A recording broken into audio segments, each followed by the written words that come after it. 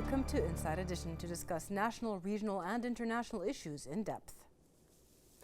Crisis response based on preparedness is a core principle for confronting crisis situations through coordination, communication, and containment mechanisms. However, the COVID-19 outbreak offers opportunities for the co-creation of crisis-driven innovation. The framing of crisis response as crisis-driven innovation ensures proactive strategies and combining of resources to combat crisis situations in the context of public management. In fact, Bahrain derives significant benefits from investing in technology, innovation, digital connectivity, and smart systems in its fight against COVID-19, all which collaborated and contributed to the efficiency in managing the pandemic. To talk more about current and future changes and challenges in this regard, we are pleased to be joined here in the studio by Professor of Technology and Innovation Management at the Arabian Gulf University, Professor Odeh AlJayyousi.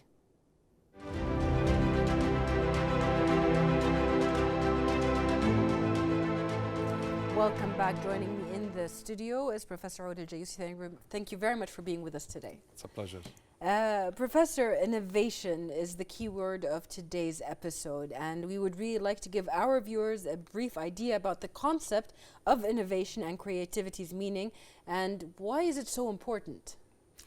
Well, in essence, creativity is about the idea creation. It's how to conceive an idea that is unusual and original. Yeah. That's the early stage of ideation. However, you need to continue the entire journey from A to Z. So the completion of the journey, the fruition, is about innovation. So innovation is about the application and the value creation. Yeah. So you have the two ends of the spectrum. Creativity is generation of the idea. Innovation is the application and the value creation, and you get it to the market and you create value. Okay. And the critical issue is that in many cases, you need to enhance creativity for schools, for educators, for professionals, in order to reach innovation. So it's the ecosystem, it's the culture and the mindset that needs to be enhanced in order to connect between creativity and innovation. Right. So there's no separation, it's one continuum. That's on one dimension. The other dimension is the idea of, in many cases, we think of innovation as a product rather than a process or a paradigm or a position. So we need to think of innovation beyond the product to include what we call a paradigm innovation, or even more importantly, a business model innovation. Right. For instance, when you talk about e-banking or e-learning or e-services, basically we are changing the paradigm or the business model of service delivery. Absolutely. When we look at the progression of careers in our generation now, and how cultures have affected careers, and people are very diverse when it comes from that extent, where does innovation come in? Is it taught? Is it grown into them? Is it a cultural thing? Well, it's a combination. In many cases, many will argue it's built in the DNA, and others will say, well, environment shapes our talent. So it's a combination of both, I believe. There is a hybrid contributions for both. What matters, I think, is how to ensure that we have quality education, a critical thinking mindset that will enable a knowledge worker in a new generation, in what we call a knowledge economy. This knowledge worker is able to adapt, to fit and emerge depending on the context. Yeah. So what matters is how you have this type of quality education that is adaptable, responsive, and he can bridge between disciplines. And that's what basically the future of education. Absolutely, absolutely. Well, the educational system lays the foundation pillars of integrated national innovation systems and future development vision. How does it do that? Well, in many cases, historically, people used to talk about a linear model of innovation, which is basically simply like the US model in the 70s after Second World War.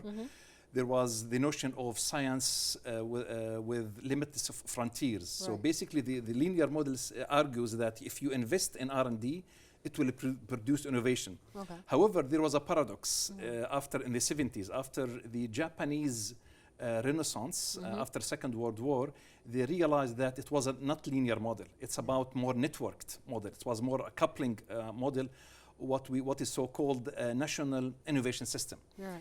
NIS. The National Innovation System is basically you look at the complementarities between different disciplines, between the government, the public sector, the education, and the private sector. Right. So what we call the triple helix. Yeah. So in many cases, what matters is the knowledge flow, the synergy between sectors, between the government, public sector, and the private sector, and the academia. And this synergy or this type of interaction between knowledge, between sectors, that's what matters. So basically innovation is measured in terms of the efficient knowledge flow between sectors in order to make sure that there is a transformation in any country. You need to make sure that knowledge is being transformed and being harnessed between entities and across disciplines. Yeah. Now, when it comes to innovation, from the aspect of innovation within a certain field, innovation for a certain country or urban plan, and innovation for humanity, there is a difference when it comes to applying this kind of innovation, isn't there? Absolutely. I mean, in many cases now there are different schools of thought, different paradigms of innovation.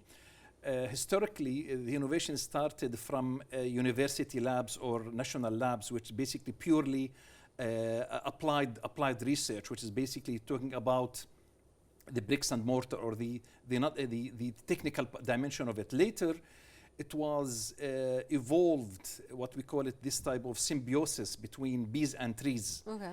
And there was this idea of social innovation as part of this symbiosis between bees and trees. Right. And then people talk about at Harvard Business School about open and user-driven innovation. Many innovations are being generated by users, medical doctors, sports people, or average people. Now people even talk about more of logistics and service innovation. But in a nutshell, innovation can have many facets, many forms, many dimensions. It can be a technical innovation, it can be social innovation or organizational innovation as well. Yeah. When it comes to innovation, like the concept of the thought of innovation, it has been there for centuries. I mean, innovation is in all kinds of fields, but the actual application and fulfilling one's innovation or previous researchers' innovation is actually more of a newer thing, where old ideas have actually become materialized or have been applied, isn't it? Absolutely. I mean, the first man, when he created the fire from stones, or the generation of fishing. I mean, basically, it was basically a user-driven innovation. The early humans tried to manufacture, survive, and create their own basic needs. Later, after the economic depression in the early 30s, and there was the notion of what they called creative destruction. Yeah. So you need an entrepreneur, you need to come up out of destruction and with a new idea that can transform society and add value. Yeah. And this new idea can be in terms of product, process, or marketing, or the organization, or services. So in a nutshell, I think the innovation came out of a means to transform, to come out of the depression era, the economic depression in the 30s, and it can have many facets, either at organization or marketing or product or processes. And you need enablers, and you need the ecosystem for such a transformation. And the key one is basically you need champions for change, you need the enablers, you need the certain processes that will elevate the idea into a process or into a product or a service. Yes. Well, we're in the era of enabling, I think now. The Department of Technology and Innovation Management at the Arab Gulf University works on building the capacity for a new generation of professionals in order to enable them to root and localize technology and innovation in their own countries. Can you tell us more about the department's role and its goals in this regard specifically? Well, broadly speaking, the Arabian Gulf University, which started 4 decades ago, now we reach a maturation after 4 decades. And this is now the new strategy for the Arabian Gulf University is underpinned by focusing on research, innovation, and excellence. Right. And making sure that there is partnership and building a regional model for innovation and excellence. we don't want to compete with national universities in GCC, but rather we'd like to complement and try to build on the national universities. So basically, we're talking about a regional university, that's the first characteristic, part of our DNA. And the second one is about a research university. Yeah. So only we have a medical school as undergraduate, but the rest is graduate school in terms of biotechnology and innovation and education and gifted education. Yeah. So this is the idea of complementarity, and the visionary of the founders of the university was, I mean, very visionary scholars who predicted 4 decades ago that the GCC need to think beyond the conventional model of a traditional university, which is what we call a factory university. Right. And the department was established in late 90s, but the PhD program of innovation management started 4 years ago, 2016. And now we have more than 50 students and PhD students. And the role of this program is very transformative in terms of harnessing and unlocking the human potential in terms of creativity, talent, and enabling what I call a reflective practitioner. Right. And a reflective practitioner who is able to link theory and practice, who is able to transform his own or her organization. And the program has many research themes, including social innovation, public sector innovation, ICT-driven innovation, and SME innovation. Yeah. So people are looking at different attributes and different dimensions of innovation. It has been a very fascinating journey in the last 4 years, and we are learning a lot, and we are building a new momentum in the GCC in terms of realizing the regional priorities, preparing for new knowledge economy, and preparing for Vision 2030 that is based on knowledge and services in a nutshell. Absolutely. I mean, that would have been my next question. Are there some kind of boundaries to where innovation and technology can be applied, or this education field can be applied? Well, we have basically our students are coming from different backgrounds. We accept students from different from natural sciences and social sciences. Right. So the first semester is focused on building a leveling field to introduce what we call conceptual thinking about theory and practice, and then what we call it data thinking and information thinking. And then later applying into what we call problem-based learning. So we're trying to introduce what we call project-based learning and innovation. Okay. So you cannot teach innovation as the conventional way of what we've been taught in the past, but rather the model is about mainly project-based learning that is based on simulation and interaction and project-based learning. Yeah. And I think there is, I'm fascinated by the amount of passion and joy that students are experiencing that to pursue knowledge. There is a lot of enthusiasm for students to pursue and master knowledge, which is very fascinating. Yes, and it's also important, especially with the changes that are coming about in the world. And the world in which we live these days is changing dramatically after the COVID-19 outbreak that posed a number of challenges for both individuals and, of course, communities. So what can you tell us more about those challenges, and how did they change ways and aims of innovations in various fields all over the world? I think I'd like to look at the pandemic or any crisis as an opportunity. I mean, in many cases, crises enable us to swim upstream. And we use the metaphor in ecology that a salmon swims upstream for renewal. Yeah. So hardships enable us to swim upstream and to realize our potential and try to challenge the existing paradigm. I think this is very useful. This paradigm shift is helpful. I think the pandemic is inducing this type of paradigm shift in our way we work, we live, and we communicate, and we learn. In many cases, we are witnessing now people are accepting more online learning. In the past, it was something that it was unthinkable. Right. Now people are more familiar with e-services, public sector services. Of course.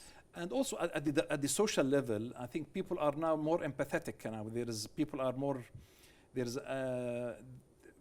are seeing the value of having empathy and caring about the marginalized and the poor. And this is very valuable. And I think now there is interesting model in India, which they talk about inclusive innovation, or what we call frugal innovation, a pro-poor innovation. These notions of innovation, it is not only for luxury or luxurious goods generation coming from Silicon Valley, but rather you need to think of the 1 billion who are marginalized and voiceless. And this is very crucial in order to ensure equity and innovation that will ensure not only effectiveness, but also equity and social justice. Yes. This also comes under the United Nations Sustainable Development Goals, and it actually works towards it. How does it do that? Well, in many cases, the 17 goals of SDGs, innovation is one of them, and it's very crucial when you talk about smart city, or you want to provide clean energy or clean water or quality education. Innovation cross-cuts all these goals. So we look at innovation as a cross-cutting theme that bridges across sustainable development goals. What matters, I think, is how you can ensure that there is organizational learning. In many cases, individuals do learn, but in some cases, organizations or societies do not learn. So what is of value is to enhance what we call civic intelligence of the people, and also to enable society to be able to judge and to make sound judgment. And the idea of linkage between knowledge management and innovation is very crucial, which is part of the innovation system. So innovation is underpinned by knowledge flows. It's underpinned also by a growth mindset. So I think these pandemics is enabling us to see beyond the ordinary models of innovation. It opens more avenues for open and user innovation, and also avenues for social innovation. Besides, there is the notion of ICD-driven innovation. The digital services and the digitization of public services is one manifestation of how the pandemic is introducing ICT-driven innovation models. Now, when we look at innovation, you've mentioned that it has different fields and it's applied differently, but also one very important way it is applied is in countries or undeveloped countries is in managing resources and innovatively. When it comes to that kind of education, how is that basically executed? Well, in many cases, again, part of the uniqueness of innovation is that you need to think what we call a business model innovation. You change the business model or a paradigm. You induce a paradigm shift. And the business model innovation, basically, you are rethinking the who provide the service and how you deliver a service. I mean, it was unthinkable that to do e-banking. Citibank was a pioneer in introducing e-banking, and it was a radical innovation that was very transformative at that time. The same applies to how innovation can utilize resources. I think we are seeing at the environmental level, for instance, a lowering of CO2 emissions because of less reduction in CO2 emission and reduction of travel time. And that is a reflection on climate change. So and there is, I would say, a certain positive side of the pandemics at the environmental dimension in the short term. In terms of education and problem-based learning, I think educators are realizing, and institutions, that we need to cope with disruption. And the disruption is a driver for innovation. And that's why we need to change our processes, our mindsets, and our infrastructure to cope with a new disruptive era, especially with the emergence of open sources like Khan Academy or Coursera. So now the sources is all over the place. But now the role of the teacher is to be a facilitator rather than the conventional role of a conveyor of knowledge. Right. Well, it is defined, or it's definite, that innovation plays a key role when it comes in responding to different challenges, as you have mentioned. So, the COVID-19 is one of these challenges that have been posed, and that is a crisis. So, from your point of view, what are the offered opportunities of innovation, and how should societies look at them while responding to these challenges? Well, I think if you look at the three dimensions of sustainability, we look at economy, society, and environment. Right. At the economic level, I think the COVID-19, the pandemic, is teaching us to rethink our global supply chains, Right. and to look to be more self-independent, Right. and to have some sort of what we call living lightly on earth in terms of degrowth. Yeah. So we need to think our consumption and production patterns at the economic level. So being more cautious and vigilant about consumption. At the social level, again, in terms of empathy and social solidarity and social cohesion, the pandemic is teaching us how to be more, to enhance our empathy and to enhance our CSR practices, and to think of the poor and the marginalized, Right. especially in these hard times. Yeah. At the ecological dimension, again, as I just mentioned, air pollution we can see a positive indicator in terms of reduction of air pollution and consumption of CO2 emissions. So there is some positive and minuses.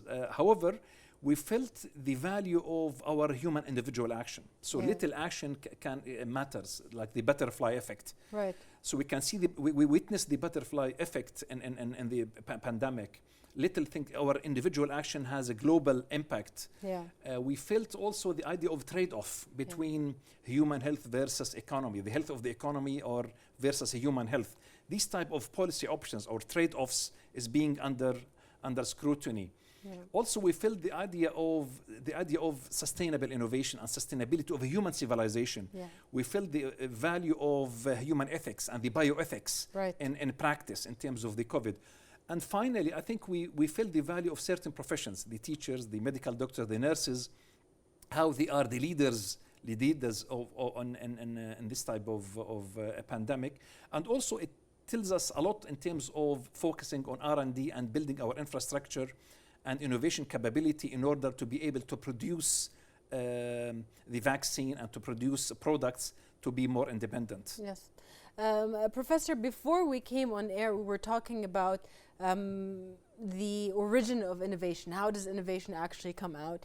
And most of the innovation comes out of a need to fix something. So as you mentioned, if something is destroyed, it needs to be improved or it has to be fixed. So what can you tell us about how did COVID-19's destruction really work on innovation? I mean, we've seen companies arise in Bahrain that produce masks. We've had the light shed on companies that have already been here for a long time, but they have been newly shed light on that produce antiseptic materials. We've also shed more light on, we have now the Bahrain Doctors' Day, and nurses have gotten their limelight as well. How does destruction create innovation?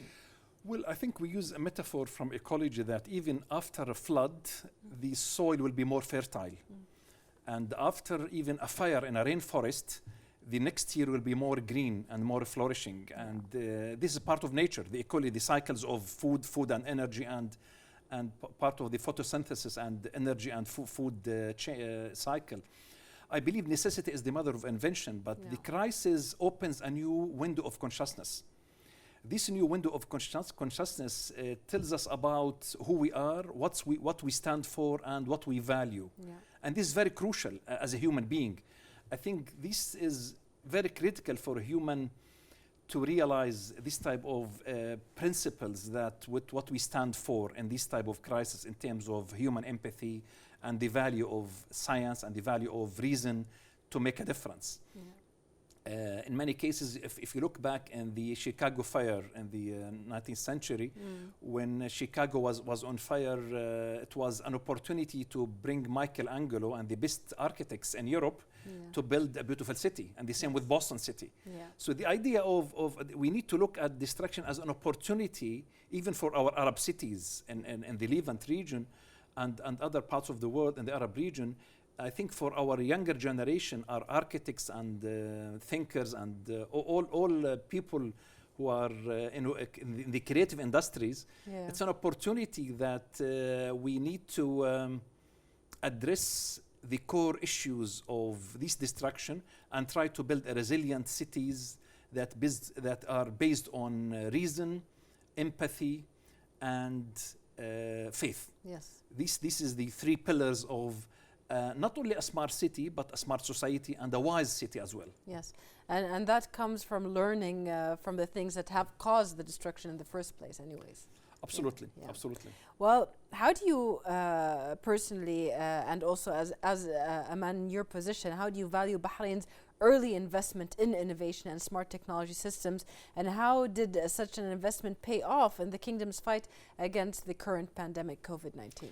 Well, I would like to look at the reform that was done for the Kingdom of Bahrain in many dimensions. One is the regulatory reform in terms of the infrastructure and ICT and the telecom and all sorts of ease to do business. Yeah. And in terms of the technology and infrastructure and the ability of Bahrain to build a sound infrastructure in terms of intelligent systems and e-government and the strategies, which is in line with Vision 2030 and the technology strategy. So at strategic level, Bahrain was an early adopter of technology and early thinker of reform in terms of regulations and infrastructure. And it pays off in terms of the crisis because Bahrain was able to unlock the human potential in terms of the doctors were able to contribute. The infrastructure was able to provide public services, online services for both education and public sector services, which was very impressive for a country with limited human capital. Yes, yes. I mean, some of these inventions or these initiatives that have already been in Bahrain, or investments that have been in Bahrain, is Amazon. And that was one of the biggest contributors when it came to online education, online banking. We see a lot of improvement even in online banking with all of the new services from Benefit, as well as some private banks also that have opened up their electronic services. Finally, Doctor, before we end the show, I'd really like to know from you, how do you see the future of innovation on a local and on an international level? Well, I think at a global level, we are seeing many global trends. One of the salient features of the global trends is the deglobalization. There's a lot of talk about we are moving towards a deglobalized economy in terms of shorter supply chains, in terms of different investment and growth, in terms of especially with the rising Asia, China and India. That's one trend that we can look at in terms of deglobalization. The other one is in terms of we are moving from national to local and from local to virtual. Now with the dependence on digital transformation, and the virtual world is being acceptable in education and work and e-services and public services. So now we are seeing a new digital natives. I consider myself as a digital refugee, but we can see a lot of younger generation who are very used to App Store, they're very used to e-gaming and all sorts of virtual reality. So different generation Y and Z. And I think the other idea in terms of productivity, we are at the global level, we are seeing reducing of productivity and prospects of inflation. So we need to be careful in terms of future jobs and how to prepare new generation for new jobs in this disruptive digital world. Is there a balance that has to be kept? Like from the old and the new? Absolutely. I think technology now, we're afraid that technology will impose certain constraints on us in terms as humans. I mean, we need to protect our own privacy. The notions are frightening in terms of under-skin surveillance or tracing. People are now warning of the externalities and side effects of technology and the convergence between a human and technology. Where does it stop, especially with robotics and artificial intelligence and machine learning? To what extent can we depend and trust an algorithm to make a decision on us and on behalf of us? And also, to what extent these algorithms can influence our preferences, our choices, and our way of life. So the idea of convergence between a human and machine is very critical. So we need maybe a new social contract, a new ethics, and a new digital era that humans will have a role. And also we need to make sure that there will be not also what we call democratic recession during the influence of technology.